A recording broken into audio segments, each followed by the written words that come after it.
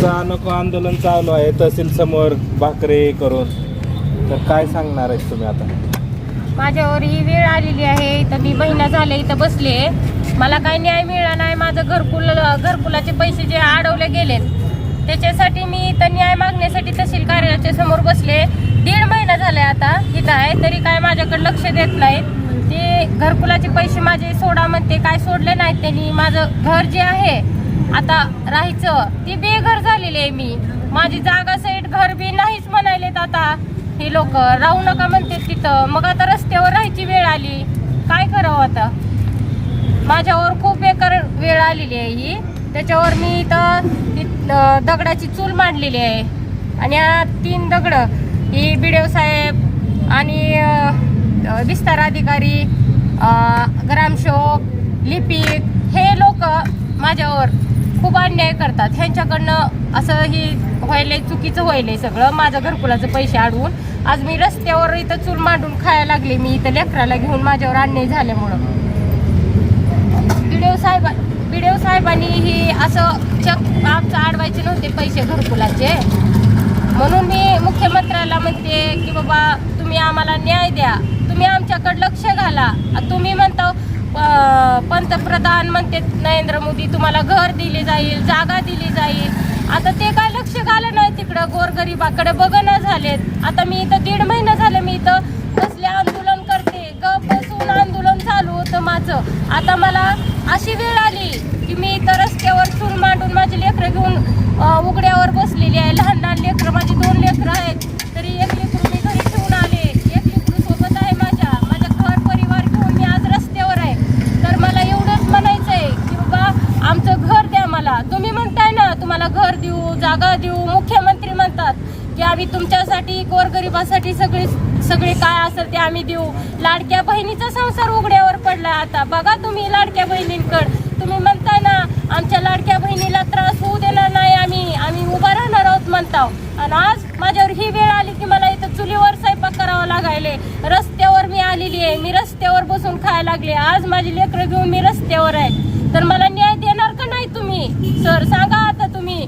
मी मुख्यमंत्र्याला म्हणते की बाबा तुम्ही आमच्यासाठी खूप राबवताव आणि गरिबांसाठी हे करताव, पण BDO साहेब हे तसे आपलं BDO साहेब आणि विस्तार अधिकारी आणि ग्रामसेवक आणि लिपिक हे सगळे माझ्यापासून माझं घर हिसकटून घेत आहेत. माझं पैसे काही सुद्धा असंही करत नाहीत. बेकायदेशीर त्यांनी पैसे अडवले गेलेत त्या लोकांनी.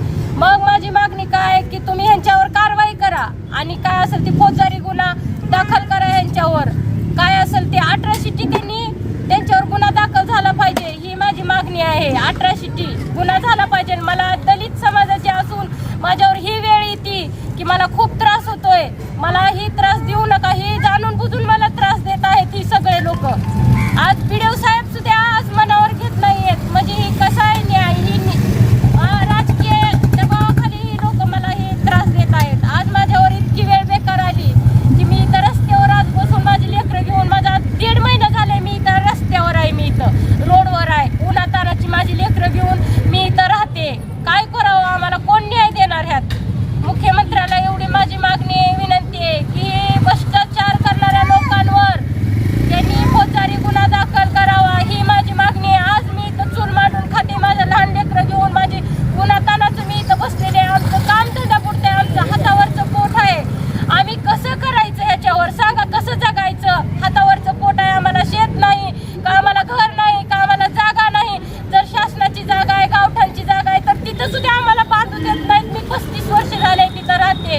आज मी तिथं राहत असताना सुद्धा मला ही लोक जाणून बुजून त्रास देतात. मला न्याय द्या, मला काय नको आहे, मी न्याय मागते आणि मला घर द्या राहायला.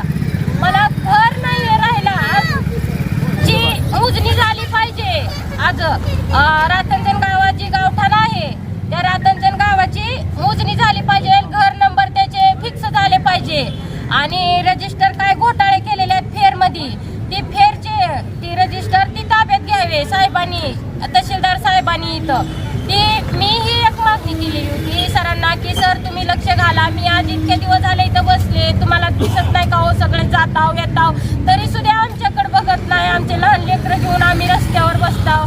मग आमच्याकडे लक्ष द्या, हीच आमची मागणी आहे.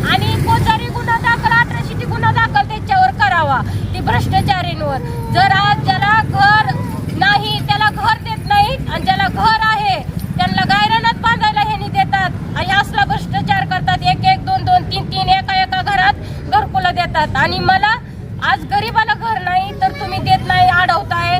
असं करू नका, आम्हाला बेघर करू नका, आम्हाला न्याय द्या. त्यांच्यावर काय असेल ते नियमाने 18 गुन्हा दाखल करा. आज माझ्यावर खूप वेळ वाईट आलेली आहे. मी इथं आज महिना झाले, 1.5 महिना झाले मी इथं बसलेली आहे. तर मला न्याय पाहिजे. त्याच्यासाठी काय असेल ते तुम्ही हे करा. मुख्यमंत्र्याला सांगते, नरेंद्र मोदी साहेबांना बी हात जोडून सांगते, आज माझ्यावर ही वेळ आली, तुम्ही बघा, आमच्याकडे दुर्लक्ष करू नका साहेब. तुम्ही तर आज म्हणताय की आम्ही तुमच्यासाठी की घर देतो, आम्ही गोरगरिबासाठी आम्ही खूप कष्ट घेत आहेत असं म्हणून तिथनं लांब आम्हाला म्हणू नका सर.